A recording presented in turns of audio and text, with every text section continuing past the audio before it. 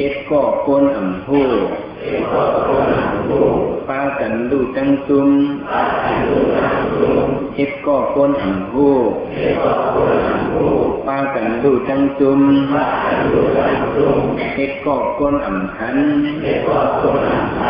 ป้ากันกันเสียงเสียงเฮ็ดก็ก้นอ่ำหัน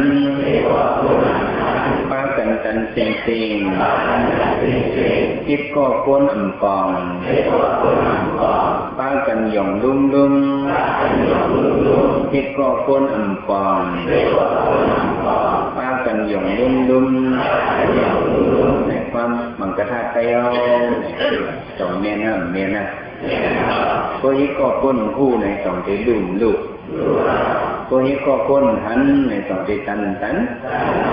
ก็เฮ็ดก็ก้นอ่ำปองในสองที่หย่องหย่องผู้เฮ็ดก็พลังในนั้นเป็นก้นหุ้มหันก้นออกมาคือกันนั่นในมันมีมังกร